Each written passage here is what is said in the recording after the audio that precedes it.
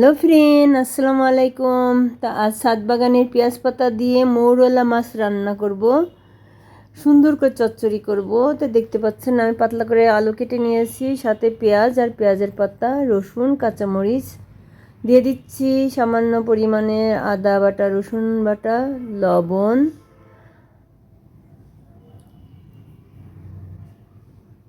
দেখতে পাচ্ছেন বন্ধুরা, হলুদ গুঁড়ো দিচ্ছি,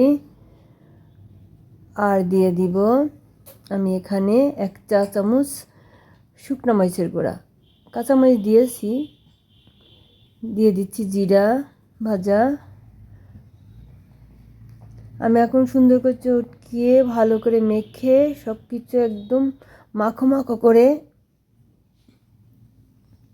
নিচ্ছি।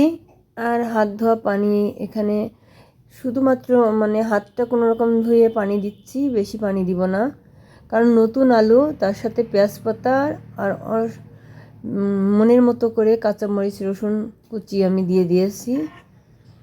দেখতে পাচ্ছেন আমি এই মৌরলা মাছটা চচ্চড়ি করব অনেক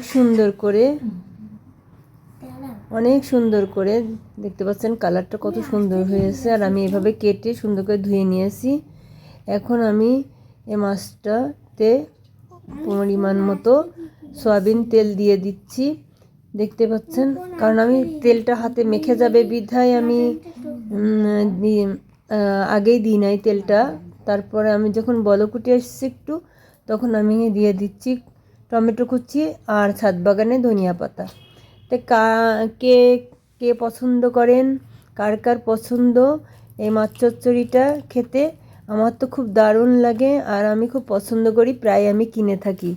আর এভাবে আমি রান্না করি, কখনো শুধু পেঁয়াজ দিয়ে চচ্চড়ি করি, আবার এখন তো নতুন আলু টমেটো এসছে, এজন্যে নতুন আলু টমেটো দিয়ে আমি এই মাছ চচ্চড়িটা করলাম। তো এই মাছ চচ্চড়িটা আপনাদের কাছে কেমন লাগলো কমেন্ট করে জানাবেন, পাশে থাকবেন, আর লাইক কমেন্ট শেয়ার করবেন। আর দেখতে পাচ্ছেন আমার মাছ চচ্চড়িটা কতটা ইয়ামি হয়েছে, তাই সবার দাওয়াত রইল, অবশ্যই চলে আসবেন আমার বাসায়। রাখি বন্ধুরা, আল্লাহ হাফেজ।